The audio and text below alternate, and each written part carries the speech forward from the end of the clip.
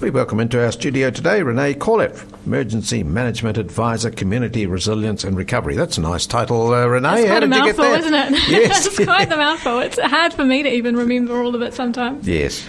Remo, though, that's the easiest way to say these things, isn't it? Definitely. Yeah. Yep. Now, you've been into the job for a couple of 3 months and you found out all about our emergency services, and we're going to talk about emergency community hubs today. We sure are. Thanks so much for having me back on. That's okay.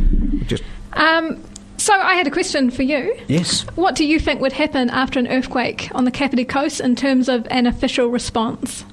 What are your expectations and how can I adjust them? Right. Well, I'd most probably be called up to help out here in the radio station, and I would expect that we'd be putting out lots of messages to folks to, if they're in trouble, to get along to emergency hub. Sure, that's exactly right. Is that right? That is right. There's no right or wrong answer, but a lot of people think that, the streets will be swarming with first responders and there'll be ambulances and fire trucks and police out there, and you'll ring 111 and they'll come straight to your house. Yes. And it's just not going to be that at all. So part of my role is kind of adjusting expectations around that. And that happened after the Christchurch earthquake. With the old civil defence centres, people turned up thinking, oh great, it's going to be open and someone will be there with a cup of tea, ready to go. And of course, in many cases, it didn't. So that's where the emergency community hub comes in. Sure. Because we used to have about 5 or 6 hubs that we used to regularly promote, right from Paikakariki right through to Waikanae. They still exist, or not? Yeah, they do, yep. Right. So we've got 12 hubs on the Kapiti Coast, all the way from Paikakariki up to Otaki. Yes. That's the kind of region that I cover. Sure. I won't bore you by going through every single hub, but if you go to getprepared.nz/hubs, you can find out where your local hub is. Right. People might be asking, though, what is a hub? What does that mean? So a hub, a community emergency hub, is a pre-designated meeting place where the community can start to self-organise. So what we found with Christchurch and many other disasters around the world is just because something happens, it doesn't mean that people suddenly turn into sheep with no life skills at all. Yes. We find that a whole of community response starts well before the official response gets organised. So in those first 7 days, that's when we're kind of looking at a community-led response. So a hub has a basic hub kit, it's called. It's quite small, so it's easy to move around. It's got some stationary supplies, a radio, and a how-to guide that's written in plain English. It's got roll cards, which will help shorten the process of getting yourself sorted out. Okay. No food? No food. That's really important. So no food, no blankets. Why do you think that might be? I'm not sure. Wow. But we need water as well too, don't we? You do. But we're not going to get them in the hubs. You're not going to get them in the hub. Because when they opened up the civil defence centres in Christchurch, what they found were stacks of old blankets with holes in them, food that was 10 years old if it was there at all. And so those kind of resources are really hard to maintain and kind of keep on top of it. And also, we're talking about an event that may or may not happen in our lifetime, so keeping those kind of materials hanging around is just unrealistic. And everybody has them in their house. Everybody's got spare blankets in their house. Most people have food. Most people have water. So that's why personal preparedness is really important, because we're all a little bit prepared, then as a community we're in a much stronger position. Right. So that's why the hubs don't have things in them, and that's why I'm here to kind of adjust some expectations. Yes, well, I would have thought that. they would have been fairly well stocked. If your house was knocked down, you go to the community hub and you think, oh, well, that'll give me shelter. Can you stay there overnight or things like that? So that's a good question as well. So the hub is an organising space where you work from the hub to solve problems at a grassroots level. Right. So, for example, somebody turns up and says, my house has fallen down, I need a place to stay.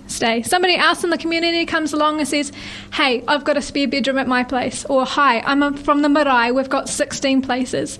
So you put it together with the needs and the offers, and the community solves the problems themselves. These are things that you don't need the emergency services for. You can figure things out.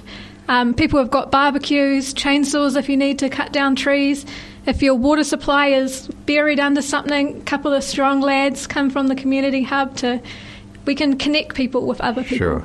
I can see how it works now. So you meet there, but then sort out your problems from there on. Yeah, that's right. But if anybody can help out, do you welcome them to come along and say, hey, I can help out here, what do you need? Absolutely. So there's no official people at the hub, and there's no people that have been kind of officially trained to open the hub. It's a whole of community response. And the reason for that is, not to be too grim, but we don't know who's going to be there on the day. You might have somebody that's got 4 years experience in civil defence and they can't make it down to the hub, or something's happened. So we hope that people will turn up, they'll be able to use the skills that they have maybe in their daily life. There's a guide there which is really helpful to get people started. There's a series of roles that are on lanyards that tell you what to do. So you might turn up and say, in my day-to-day, I'm the principal of a school. And they say, great, you sound like the kind of person that would be good in a leadership role in the hub. And that's not saying that person has to stay in that leadership role. Somebody else might come that is a response manager or something, and he might be very happy to hand that, or she might be very happy to hand that lanyard over. Yes. So it's really flexible. It's really moving across what's happening on the day and responding to something that's in the moment. So who opens the hubs? Another excellent question. So at these venues, there are designated key holders, and those key holders are people that have been chosen by the facility owner. So there are people in the community that have the ability to open up the hub, and that's their only responsibility unless they want to do more. So they come in, they open up the hub, and then the community response starts from there. Okay. So we've got 12 of these on the Kapiti Coast. 12 on the Kapiti Coast. Oh, we'll have to get a list of those, because there'll be some people who haven't got computers won't know, well, how do I find these places? Definitely, and we're working on that as well, of getting that more out into the community. But at the moment, they're on the website. However, if you do drive around and you see a sign on the side of a building that says Community Emergency Hub, that's a good signal as well. And we're looking at getting the road signs too. Oh, good.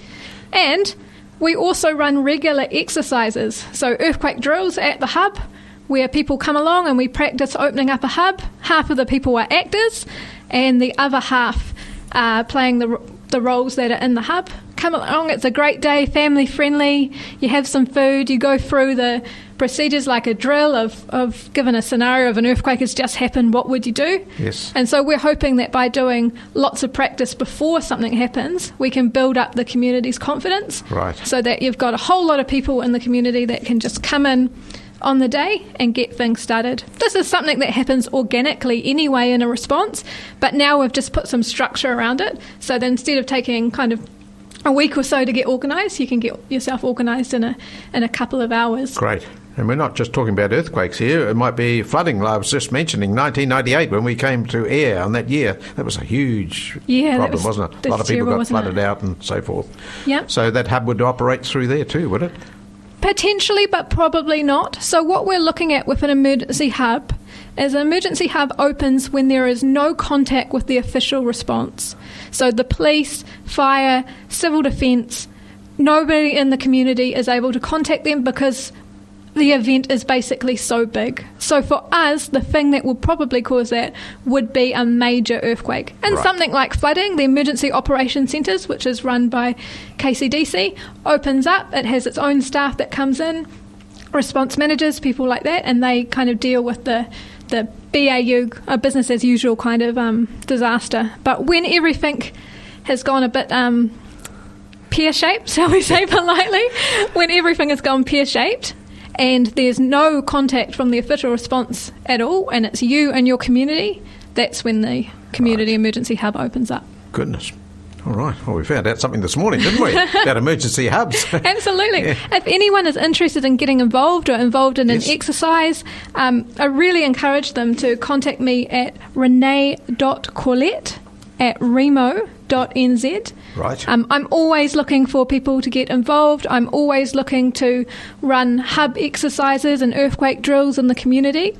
And this is all community-led. So it's my hope that I can get this kind of set up and then step away, because obviously I'm not going to be there on the event. There's only 28 of me and 52,000 people in the Kapiti, in the Kapiti Coast region, isn't it? That's right. And you may not be available yourself. Who knows? I may not be available myself.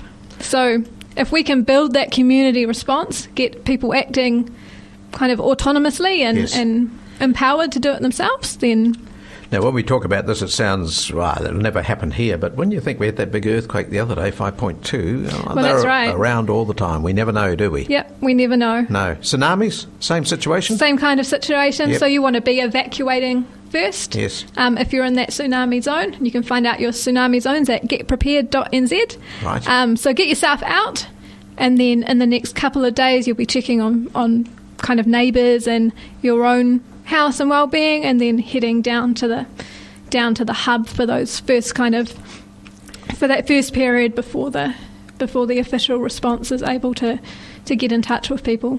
Renee, we thank you very much for coming in. You'll come in next month and we'll have another talk about something. But if anybody would like to find out more, you can email Renee. It's RENEE, by the way, Renee.Corlett, CORLETT, at WREMO, WREMO.NZ. Beach FM, locals talking to locals.